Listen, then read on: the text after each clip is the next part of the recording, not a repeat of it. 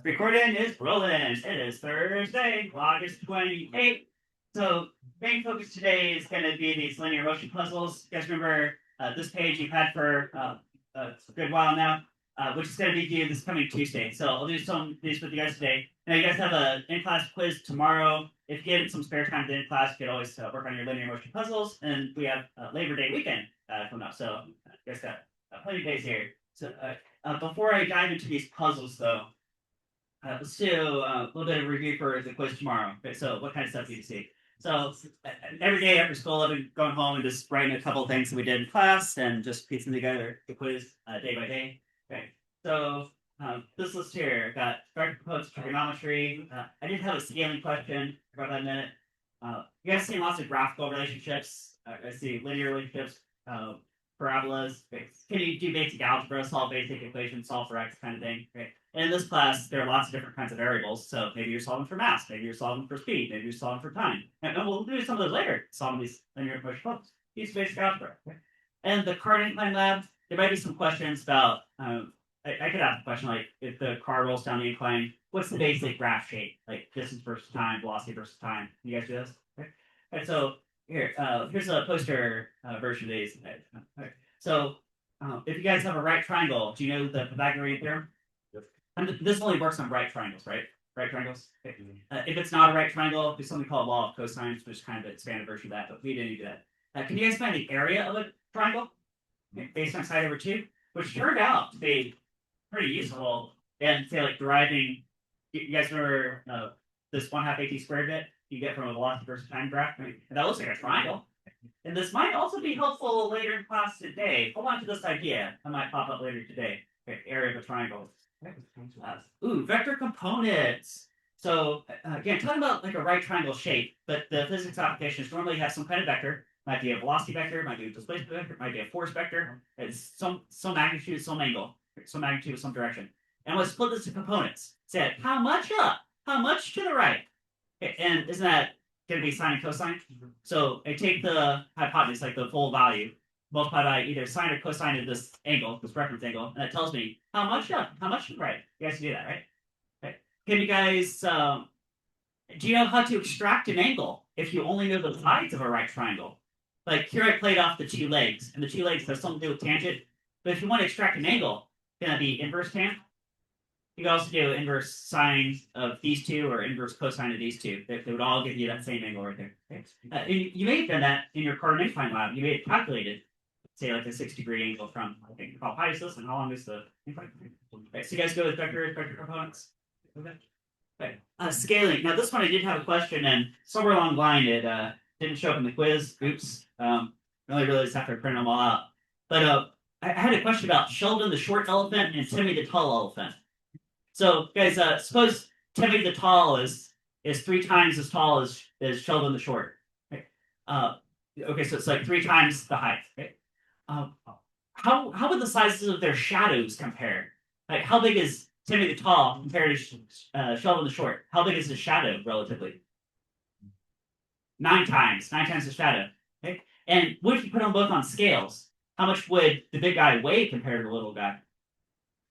27 times. Right? What if it's not a factor of 3? What if it's not a linear factor of 3? What if it's only 2 times? What if Timmy the tall is twice as tall as Sheldon the short?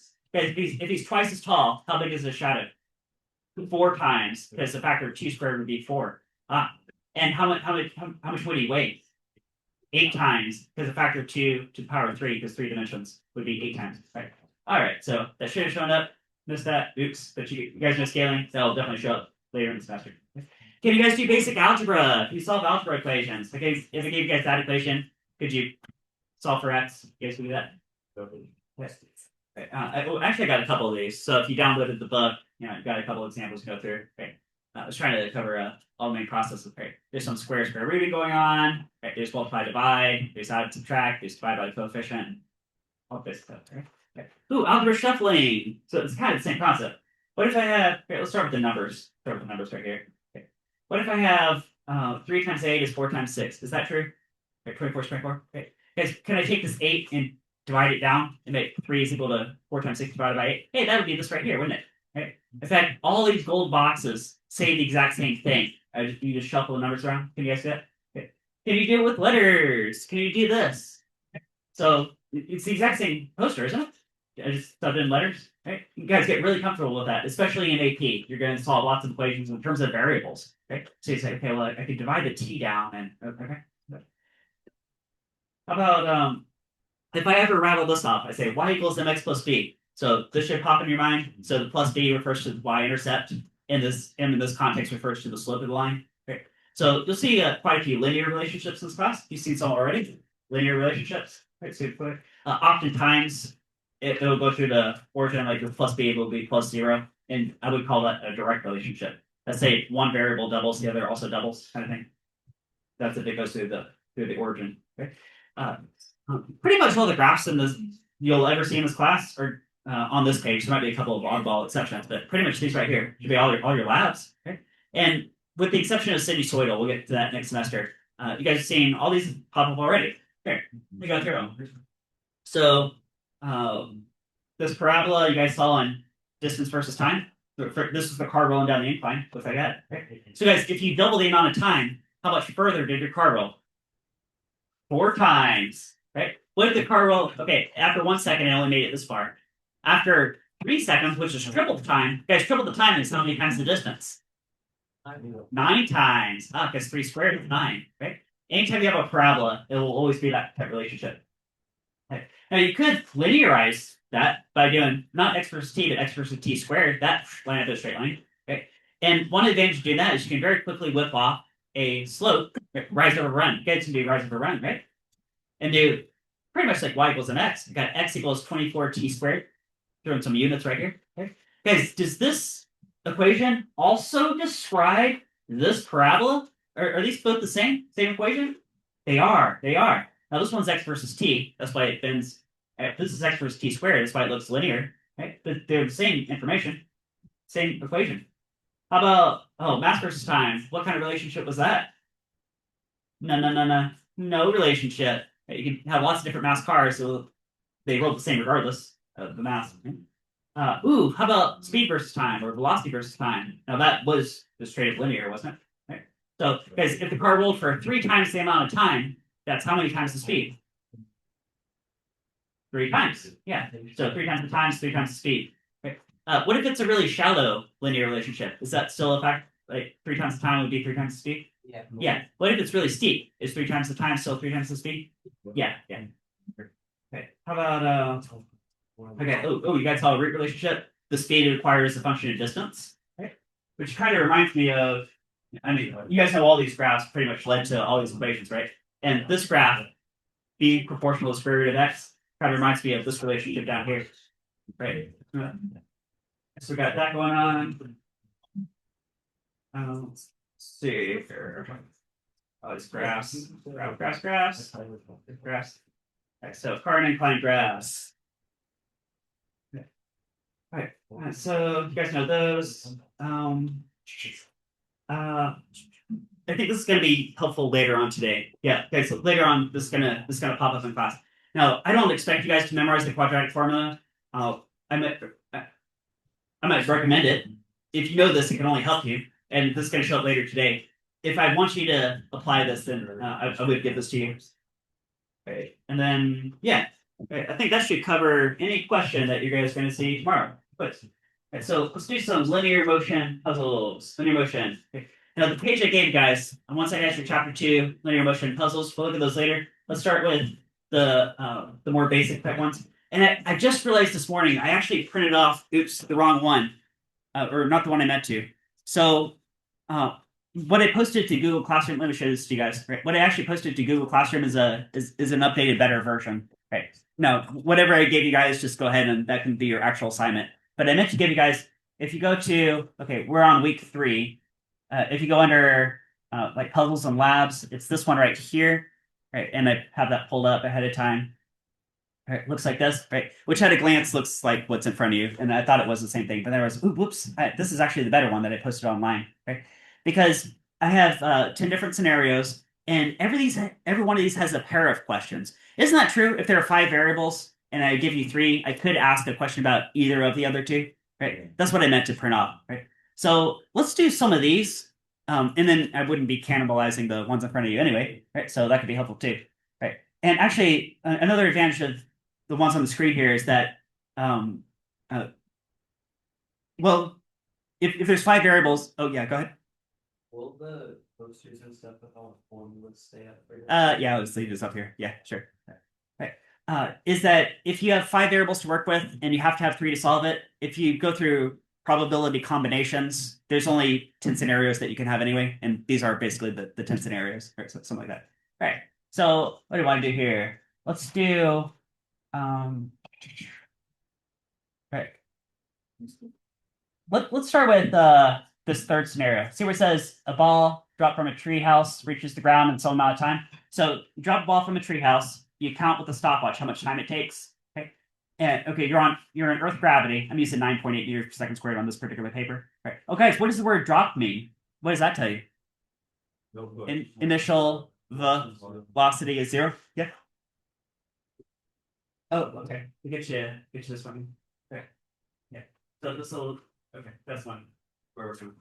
So guys, remember the paper that I gave you is not exactly the one you're looking at on the screen here. That was my mistake. The paper that you have in your hands, go ahead, that can be your official homework. The advantage of the one that I'm showing you right now, which is on Google Classroom, is that it's more comprehensive. Right? You get all the category questions you can ever get, and I ask 2 questions per scenario. Right? Like this one with the tree. If I know the falling time in Earth gravity, released from rest, there's enough information there I can calculate the height of the tree, and can also calculate the crash speed. Yes, yet? Right. Yeah. So do we use still this one or No, guys, just do the one that I printed out. That's the only one I'm going to score. Just the one I printed out. Okay. But if you wanted an extra resource, okay. Right, so what I got here, got 1 second to hit the ground. 1 second to hit the ground. All right. So up here, I got tree house up in the tree house, and I drop a ball, and it takes 1 second to hit the ground. So, all right. So 2 questions. What is this height? Hey, could H be height? H is height? That could work, right? Or X or Y. Right. And what is this V sub F? So rise is about to crash land into the ground. How fast going? Okay, so set the little table here. Tax BV. Okay. So I told you guys it took 1 second. You're in Earth gravity. Let's call that 9.8 meters per second squared. Here. You want this? Like.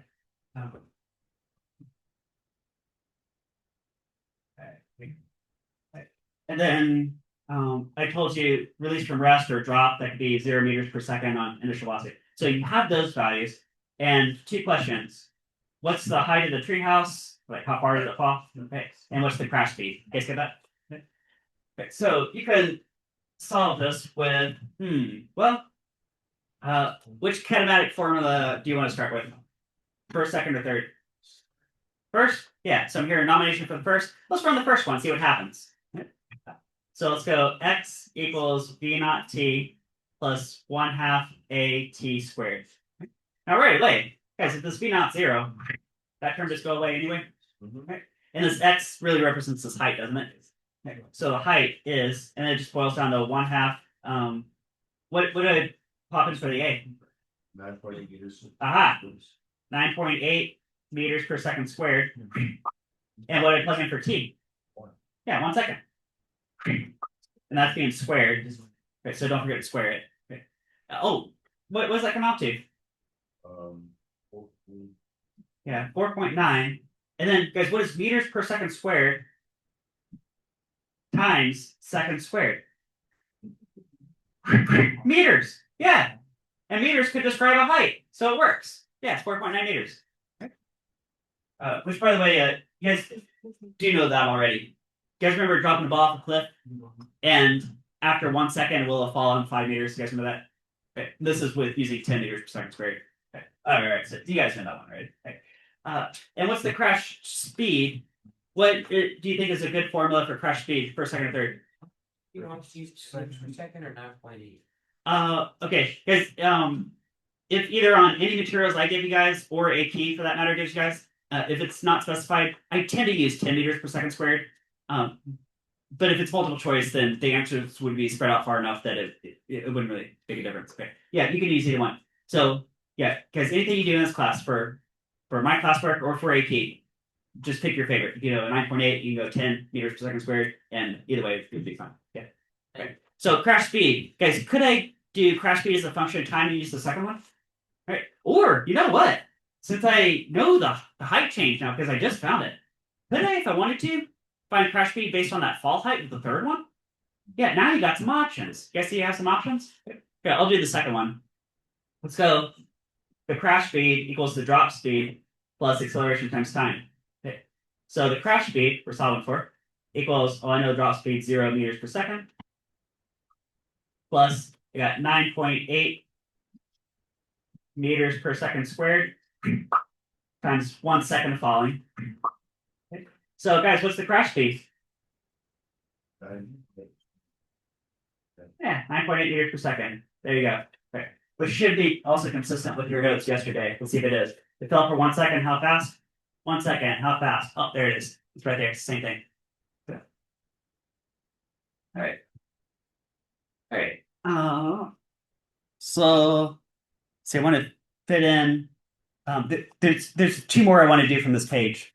Let's skip down a couple scenarios. No, that's not the one. Here. Oh yeah, this is it. A ball thrown straight down with initial velocity from a treehouse. Right, so we're going back to a treehouse for this next scenario. Right, can I zoom in anymore? Okay. Oh yeah, kind of. Right. From given height, right, find the time that it takes to reach the ground, and okay, also the crash speed, the speed that hits the ground. Right, but you have a different set of known values. Right, so it looks like we're still on Earth, 9.8 meters per second squared. Right, so we're on Earth gravity. This time I told you the height of the treehouse. I'm giving you guys 7 meters. Right. Oh, and I also told you the throwing speed is 5 meters per second. This guy's not dropping it. This guy's chucking it straight down at 5 meters per second. Okay.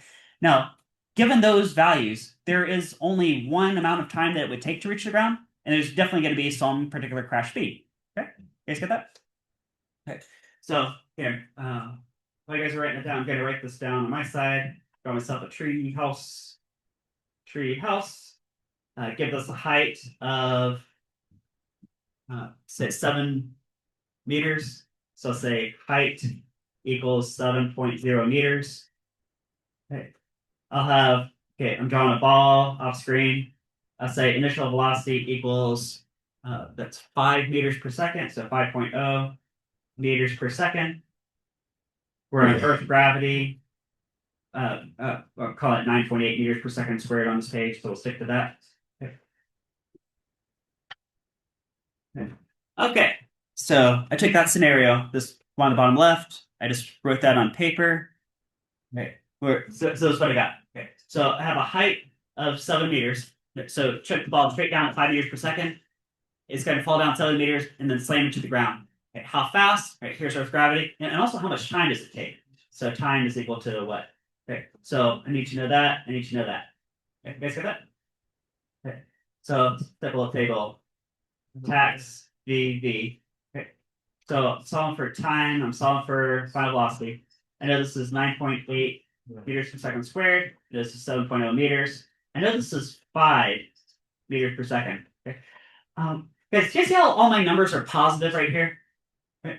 So, which way is implied to be the positive direction? Up or down? Down. Yeah, down it looks like. Because see how I throw it down? I'm calling the throwing velocity positive. Gravity is also pulling down. In gravity, I have this positive. Furthermore, the ball moves downward and ends up with a positive displacement.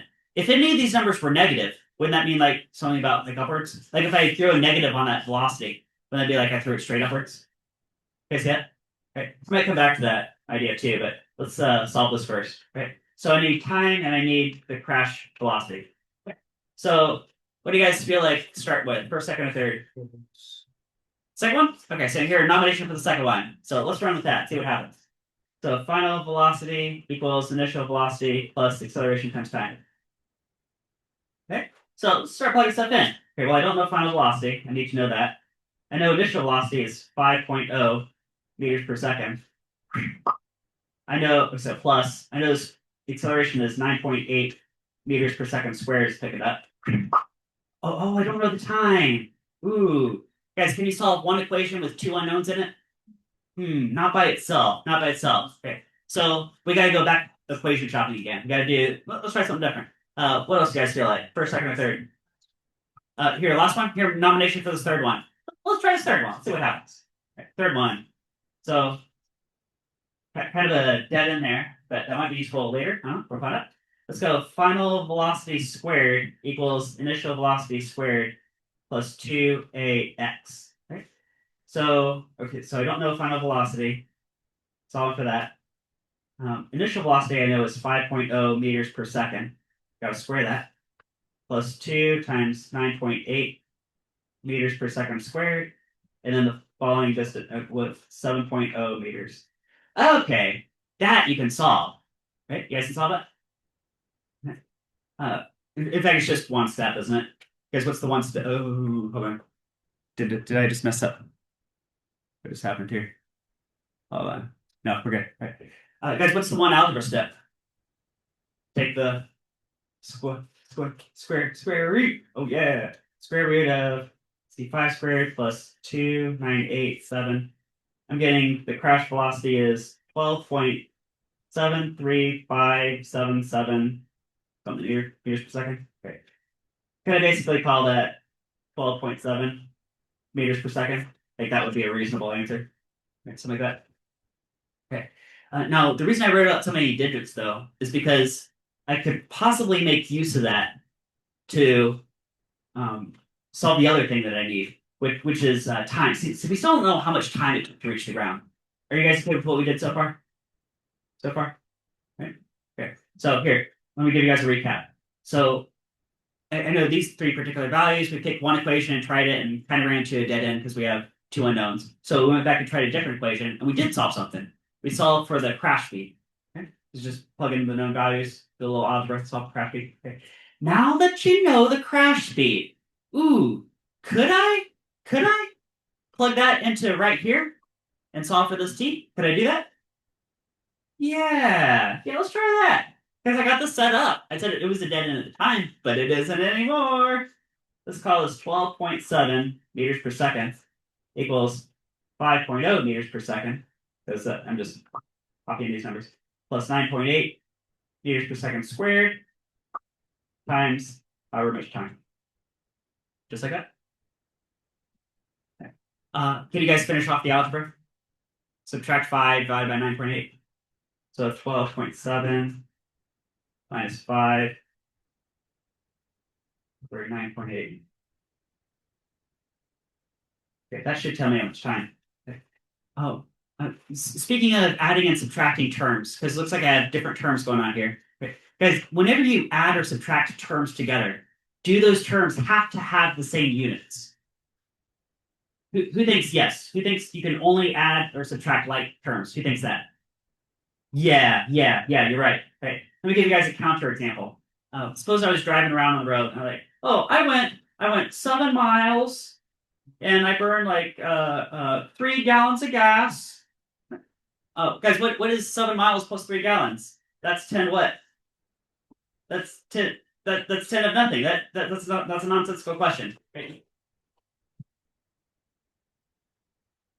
You can't add miles to gallon. That wouldn't make any sense. Right? Now you can divide it or multiply. That's fine. Yeah, you can do how many miles per gallon. Looks like I got a gas log going on here, but I can't add units that are different. Right? Okay.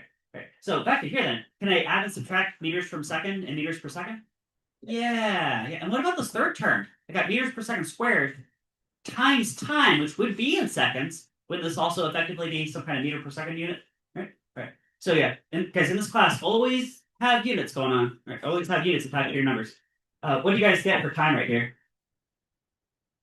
Still working on it? Let's do 12.7 minus 5 all over 9/8. I'm getting time of 0.7857. I'll round it to 0.79 seconds. That'd be time right there. Okay. And now I think we got everything. Okay. That worked out? Okay. So 0.79 seconds to reach the ground. And I got a crash velocity here. Got right here, 12.7 meters per second. Okay. Well, make sure those are answer choices on the page. Let's see. Is that we're down here, right? Oh, here's 0.79 seconds. And Here's 12.7 meters per second. Yeah. So it looks like the answers would be C and D on this page. Except, right, so we are good. Okay. Now, before we leave this one though, there's one more thing I want to do with this. Okay. That's let's go back to the beginning. You guys remember if we start out with this information? Okay. Could I have used the first kinematic equation and solve something? Let's see what happens. See what happens here. What if I try to run these numbers through that first kinematic equation? It's about to be fun time. So there's my kinematic equation. I got x equals, but instead of x, that's 7 meters. Okay, so displacement 7 meters equals, now the throwing velocity, I should say, is 5.0 meters per second times t. It was 5, right? Yeah, 5 meters per second. Okay, plus 1/2, 9.8 meters per second squared times t squared. Okay. That would be a valid setup, wouldn't it be? Okay. Okay. And could I solve for time this way? Could I solve for t? But it's a little tricky because there's a t squared, there's a regular t, and here's a constant. Ooh, guys, to solve for t, you probably have to bring in the what? Starts with a q. Quadratic. Remember I told you guys earlier? So if you have something in the form ax squared plus b, maybe I'll change this to t. At squared plus bt plus c equals 0. So if that form, then this has been sort of pre-solved. Time is always negative b plus or minus the square root of b squared minus 4ac, all divided by 2a. Okay. Now, I don't expect you guys to memorize the quadratic formula, but I would recommend it. It could only be helpful. Right? Okay, so let's see. I think I have to rearrange this equation then. So, guys, what's half of 9.8? Is that 4.9? Okay, now it's meters per second squared times t we're solving for squared plus this 5.0 meters per second t we're solving for, then minus 7 meters would be 0. Isn't that true? So this is this. I just rearranged it here. Okay, then now it looks like this. Now it looks just like this. So I can say t is, I got negative b plus, I'm just going to pull my units out. So I'll pull seconds out at the end. Okay, plus or minus the square root of b squared minus 4ac. Careful with your negatives right there. All divided by 2a. And this would be some number of seconds. Okay. Right, that all right? Right. So, pause while you guys are digesting that. Okay, the big picture is this. Okay. We're still on the same question of I threw a ball straight down from the treehouse. Okay. I told you the gravity field, the height of the treehouse, and the throwing speed. Okay. Now, you already know what the crash speed and the time are because we solved this a different way. You guys remember before we went through different equations? You already know the crash speed is 12.7 meters per second. You already know the time to reach the ground is 0.79 seconds because we solved this a different way. But I'm making the claim that if you went through the first kinematic expression and you set up a quadratic equation, you should also get the exact same correct answer. Okay? Let's see if that works. Let's run this in the calculator. So open parenthesis, I got a negative 5 right here. Let me try the plus. Plus square root of b squared by, well, this minus is going to cancel. 4ac, and then close all that in parentheses, divided by 2a. Hey! It's the same thing! Look at that! 0.79 seconds. I got the same thing here as I did before with the other method. Yeah, look at that. So it works. Okay. Now, if you do minus, guys, if you do minus, you get a different answer. So I'll say, or negative 1.81 seconds. Okay. And you can interpret, like, that could have a meaning. I'll tell you what this number means. Because the condition here is that the ball is 7 meters below the treehouse at ground level. Okay. Now, there's another way that could have been down here that would exactly fit this scenario, which is if there was somebody on the ground and they threw the ball straight upwards, and it overshot the treehouse and came back down. And then right as it's passing the treehouse, somebody throws this ball side by side. The two balls clump, land side by side. Okay, so I know from the treehouse to the ground it's 0.79 seconds. Right, but when did the original guy who was down at the ground level to begin with throw the ball? And that would have been 1.81 seconds in the past. Okay, that's what this number means. Okay, get that? Oh, I got a symmetry question for you guys. Symmetry question. What if this guy had not thrown the ball straight down at 5 meters per second? What if he threw the ball straight up at 5 meters per second? Guess it?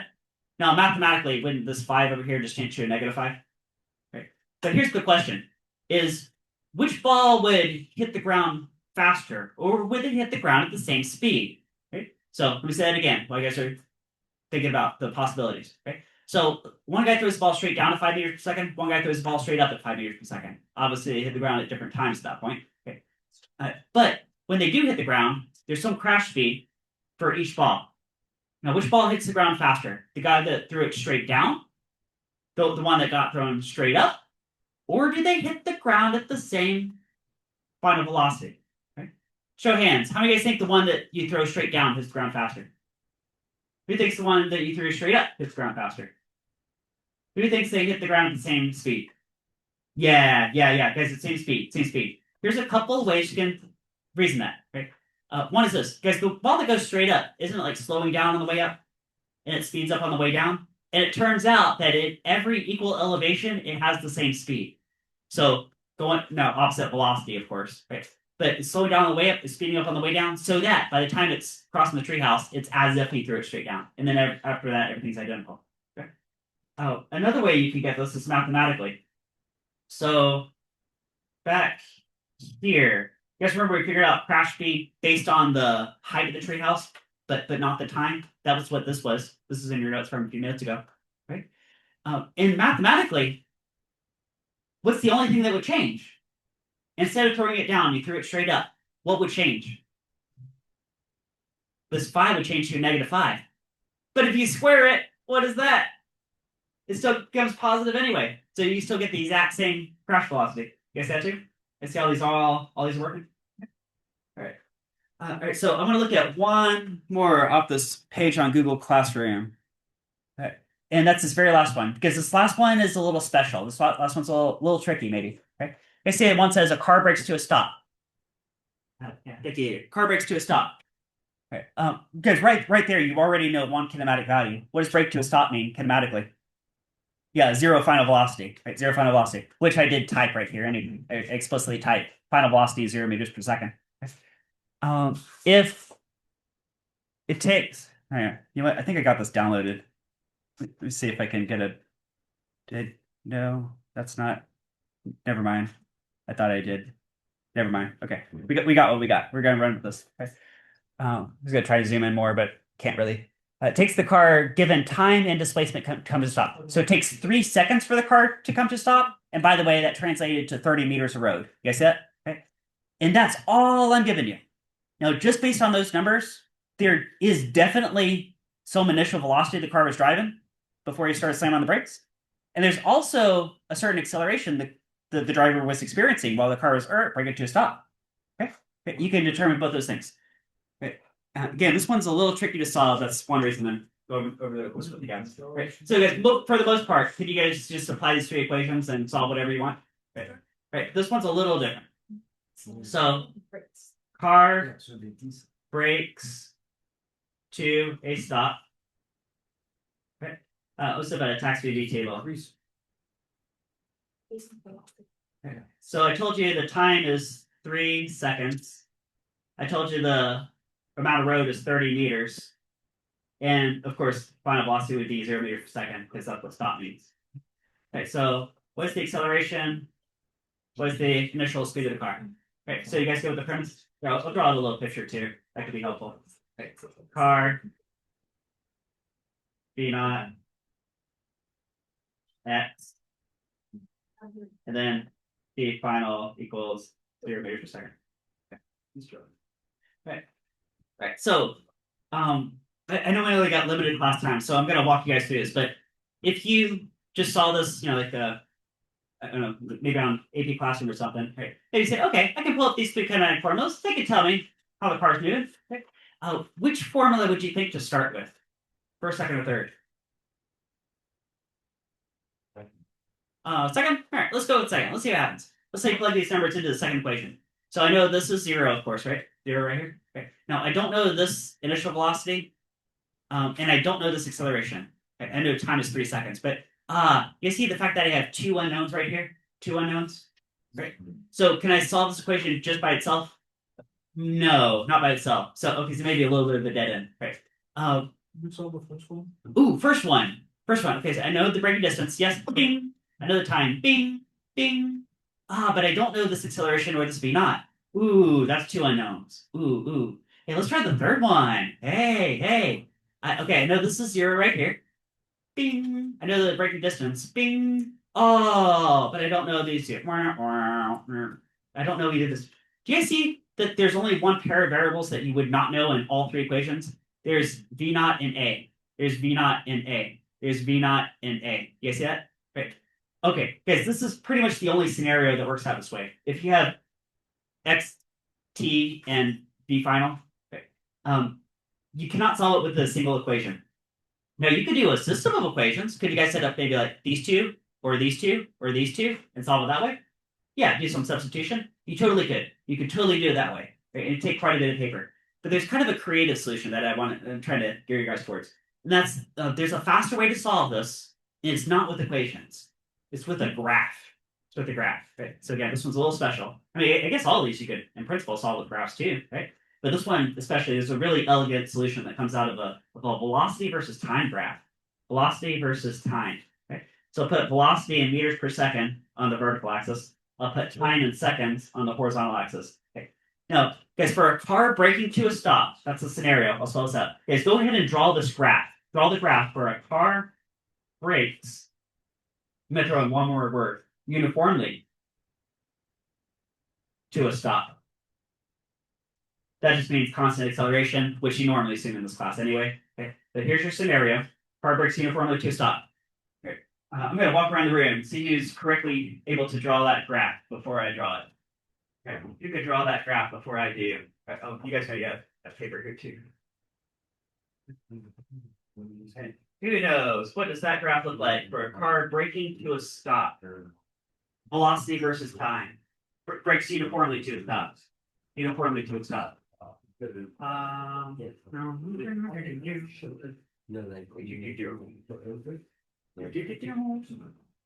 Let's see here. Okay, so guys, brakes to a stop. What's the final velocity equal to? Zero. So I need 0 meters per second after maybe 3 seconds. 3 seconds right here. So this is 3.0 seconds. This is 0 meters per second. I know this is a point on the graph. Isn't that true? Okay. Now, that means at time 0, was the car already in motion? Yeah. There was some initial velocity. And I don't know what that is, so I'll just call it v naught. Actually, that's one thing I have to solve for. How fast was that guy driving? Right? So that's a point on the graph. Okay. Now, guys, this word uniformly means constant acceleration, which, by the way, is also same as your car in incline graphs. Okay. Now, here's your car speeding up from rest. Car speeds up from rest. You guys see how that's you can hold your ruler? It's just a constant slope. You guys see constant slope? Okay. So with that in mind, what do you think connects those two dots? Zip. Straight line. That's it. If you get this question on the AP exam, that's and get a velocity versus time graph, that's exactly the graph they're looking for. Okay. Now there's also other X graphs. There's an acceleration graph and a displacement graph. But right now we're just gonna focus on this. Okay. So I know that oh yeah, okay. I know that this time interval is 3.0 seconds. I know the final velocity is 0. Wait, what else do I know? Oh, I know what else I know. Guys, what else do I know? X is 30 meters. Okay. Guys, where does distance equals 30 meters? Where does that show up on this graph? It's the area of the triangle. Exactly. Boom. It's the area of this triangle. You guys remember that? Okay. Like here, if you do speed times time, that'll tell you how far you go, right? And if you have any crazy curve, yeah, it's always the area in turn. It works in terms of units. You guys remember meters per second is on this axis, seconds is on this axis. I know area has something to do with base times height, which in this case gives me meters. Yeah, this is how far the car goes, which I know is 30 meters, by the way. Is that true? That's the area of that triangle. Okay, and now you can use geometry of a triangle to answer the question. Because, guys, what's the area of a triangle in general equal to? 1/2 base height. Okay, so I know the area of a triangle is 1/2 base height. In this case, the area represents how far the car went. The base represents the amount of time. And the height represents the initial velocity. As long as it's a triangle. Okay. If the car came to a complete stop, then this would be a triangle. So I know the car went 30 meters. I know it took 3 seconds. Aha! Aha! So, what's the initial velocity equal to? What's 30 times 2? Divided by 3. 20, and then meters, and then divided by seconds. Meters per second. There you go. That's the velocity, the initial velocity of the car. Right, that's how fast the car was going right when the driver started to apply the brakes. Brake to stop. So this is equal to 20 meters per second up here. Is that okay? Okay. Okay. But there's another question we got to answer. Okay, so we know this V naught is 20 meters per second. Actually, at this point, could you, if you wanted to, could you just go equation shopping and just set up an equation and solve it at this point? Okay, you could. Okay, let's finish off with the graph because that's fine. Okay, acceleration. Acceleration. Here's what property of this graph represents acceleration? Slow. The slope. Ah, slope. And isn't that like rise over run? Rise over run? Right. You guys, what is this rise right here? Or fall for that matter? 20. 20 meters per second. So it's like negative 20 meters per second because it's going down, right? And it does that in what's the run? 3 seconds. Is that like negative 6.67 meters per second squared? Is that what that is? Is that right? Right. So I'm making the claim here that the initial velocity was 20 meters per second, and the rate of slowing down is negative 6.67 meters per second squared. Okay. Here. Well, let's see if that's right. Is that an answer choice? Here. Here's negative 6.67 meters per second squared. And here's 20 meters per second. Yeah, those are answer choices, so we're probably good. Okay. Guys, how many Earth gravities is this equivalent to approximately? How many G's is this guy feeling? Like 2/3. 2/3. Yeah, 2/3 of a G. Like laterally. Because one Earth gravity I know is about 10 meters per second squared. This is about 2/3 of that. Yeah, this guy feels about 2/3 of a G just braking. Okay. All right. Let's look at some of your college puzzles here, or your textbook puzzles. Okay. So number 1, I got this figure shows it's a position versus time graph. You guys see position for time? Now this could just be for an object moving in a straight line. All right. I think this is what's going on. I think we're starting at some point 0. We're moving forward, and then guys, is this guy speeding up or slowing down as he's moving forward? It is slowing down. See how it kind of curves down a little bit, slows down, right? And then what's happening at this point right here, at point B? He's turning around, yeah, like stops, turn around, and then comes backwards, back to his original point, his origin point, and then goes the other way, goes into the negative territory. Okay. Now, remember, this is all in a straight line. So all he's ever doing is he's going like forwards and backwards. That's all, going forwards and backwards. The question here is, what point does the object have the least speed? Ooh, which point do you think that is? Least speed. Point B? Yeah, because at point B, what is the speed at point B? 0 meters per second. Because what property of the graph represents velocity on a position versus time graph? The slope. The slope. Yeah. So if you hold your pen or your roller flush to the curve, see how it starts off real steep and then get shallower? By the way, that indicates it's going slower. And at point B, it is 0 slope. So he's turning around. If you point a radar gun at him at point B, that radar gun would read 0 meters per second. Right? And then he goes into reverse. And he goes faster into reverse. And then he crosses through his origin point, and then he kind of slows down, but he's still going backwards. Okay. All right. Number 3, a 1 kilogram ball, a 10 kilogram ball, drop from the same height at the same time. There's no air resistance. Don't worry about that. All right. Guys, which is correct? Who hits the ground first? Same time, because they both free fall at 10 meters per second squared, or 9.8 meters per second squared. Okay. Skip down here. Skip. Let's do number 16, this other graph looking question. Now, guys, this is a different kind of graph. This is velocity versus time, which, by the way, we just did. Then we just also do a velocity versus time. Right? So velocity versus time, really information-rich graph. The coordinate represents the velocity, of course, at any time. The area under the curve, you guys just told me, represents how far, like displacement. And the slope represents what again? The acceleration. The slope is the acceleration. Right. Actually, that is one of the questions, right? So calculate the position of the object at 3 seconds and 6 seconds. Right. I would say the displacement, like how far, what's the displacement? But they threw in another detail here. They said the initial position is at the origin, so it starts at 0, 0. In which case, any displacement would give you the final position. So, guys, at 3 seconds, how far has he gone? Could you find the area of that triangle? That would be the answer. And at 6 seconds, ooh, now let's you guys see a trapezoid? It's like a triangle sitting next to a skinny rectangle. And again, that tells you displacement. If you find the areas under the curve, that tells you how far he went. Number 6, calculate the acceleration at 3 seconds and at 6 seconds. We're talking about an instantaneous value. So at 3 seconds, what property again tells you acceleration? The slope. Can you guys do rise over run at the 3 second mark? Okay. But at 6 seconds, guys, at 6 seconds, what's the acceleration equal to? 0, because the slope is 0. Does that mean that the object is stopped? It's not moving? You're right. It doesn't mean that. It means it's doing what? Constant velocity. Constant velocity. In fact, you know how fast it's moving. Guys, how fast is it moving at 6 seconds? 8 meters per second. But it's like cruise control. It's just constant velocity at that point. Stop speeding up so now. So this would be like if you hit the gas pedal in your car, speeding up for the first 4 seconds. And then after that, you just go cruise control, just constant velocity. All right. Well,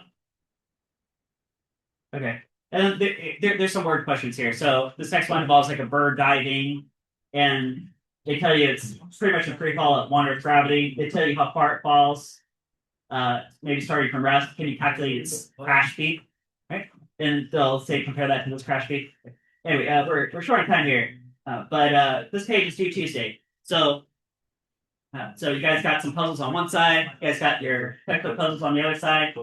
If you finish your quiz early tomorrow, then you always got some puzzles to work on. That's a wrap on the day.